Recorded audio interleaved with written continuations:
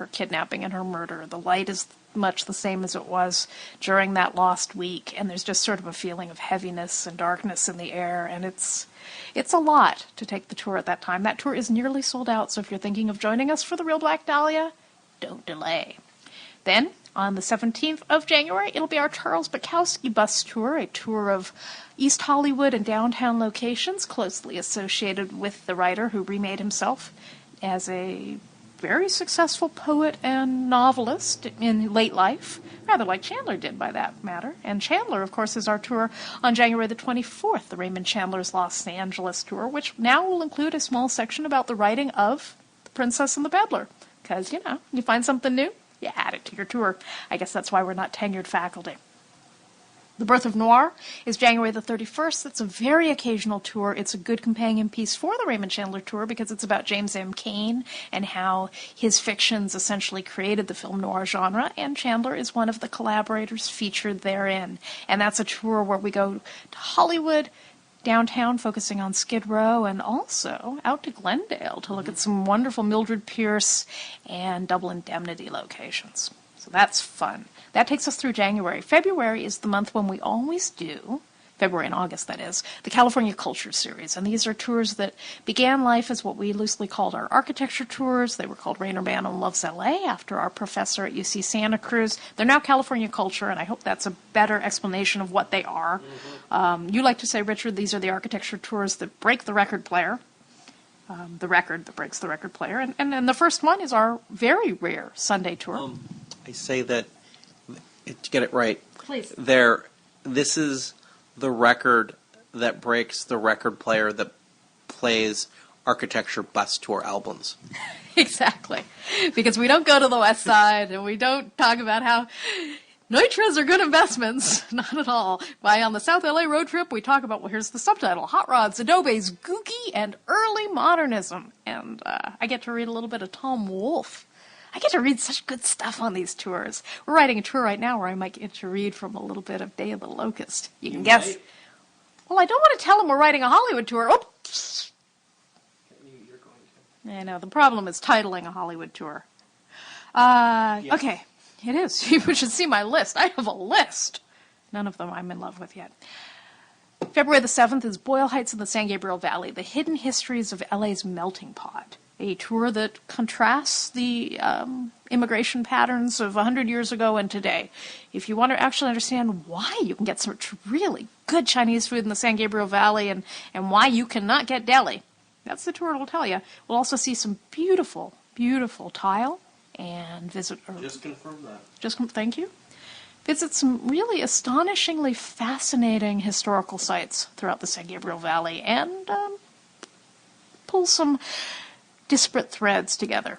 On the 14th, yes, Valentine's Day, a return of a tour that has been in mothballs for a while because one of our favorite National Register buildings in Southern California, the Aztec Hotel, has been closed for quite a while. And sort of as a little spirit exercise to show how much we love the Aztec, we put this tour on hiatus, but we're bringing it back. The Aztec still not open, maybe open by then. If not, listen, you can visit the Aztec without going into the Aztec. See quite a bit. We're getting in?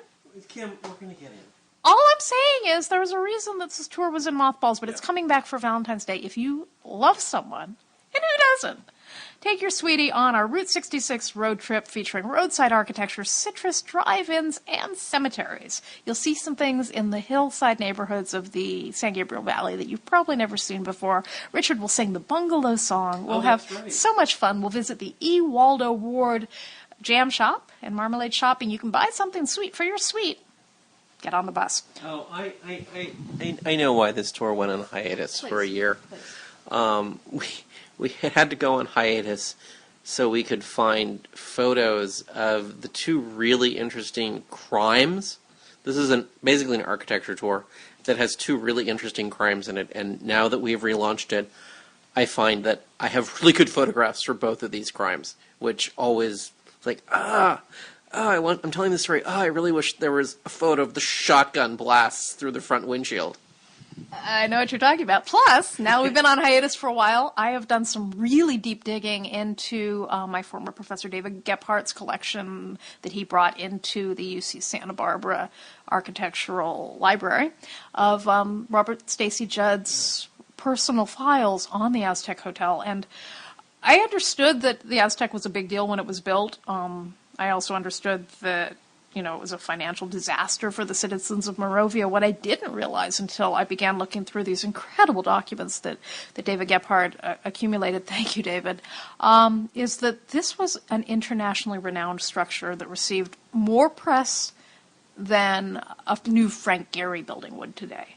And it's really incredible what people all over the world were saying about the Aztec, and so we'll share some of that on the bus, and you'll be fascinated, I'm sure. It's a kitschy building that was taken extremely seriously as an indigenous American architectural form.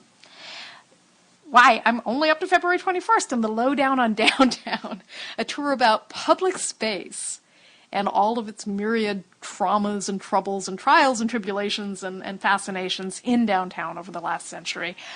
That's a tour that is constantly evolving, and we'll have some guests on that tour, and you'll learn a lot. If you're curious about downtown and you've been spending time there and you're like, what the hell is this place? How did it get this way? And what am I looking at? This is a tour that'll help you answer those questions. We're wrapping up the month. Well, we're all out of California culture tours, but since there's a Sunday tour in that month, it's able to have extra tours, and I'm figuring that must be why we're wrapping up the month of February with the second reiteration of my newest, one of my oldest crime bus tours, now back on the calendar for good, Wild Wild West Side, a Santa Monica and Venice crime extravaganza, focusing on some of my favorite things: cults, LSD freakouts, and child abuse. Doesn't that sound like fun? And isn't that what you think of when you think of the West Side? Kim, so this tour, Wild Wild West Side, this was the last crime tour you wrote in our classical period, 2007 to 2009. It was the last crime tour I wrote. When I wrote it, I said this is a modern crime tour. This is a tour that is built on all the pain and grief and suffering we've been through on the bus. This bus tour has 7 crimes. That's it.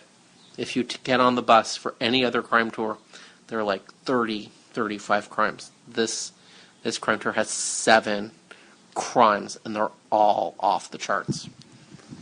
And the first time we brought it back in October, listen, you never know what's going to happen. You have a large group of people, you're walking around, you're getting on and off the bus. We got back downtown within 5 minutes of when you expected us to. So that is a mature tour. And it's a lot of fun having given it once again, and having been so glad to bring it back because, of course, it's the tour that began all of this work and research that led to this Raymond Chandler discovery just announced this past week, because the Grade 11 crime, which is featured on the tour, which is the introductory case, is what is the focus of that novel of mine that, well, Richard, I have to thank you. I mean, if you hadn't gotten me into being a crime historian on buses, which certainly was not my plan when I got that master's degree in art history, and you hadn't asked me to contribute a little bit to your Raymond Chandler bus tour, which was the last thing in the world I ever thought I'd be doing,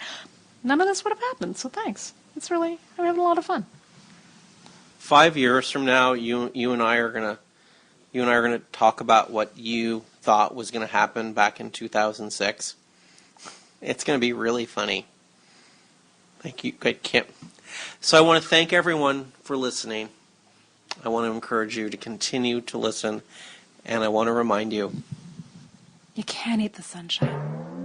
You can't eat the sunshine, but you can make a beeline for the best of the coastline. La la la la.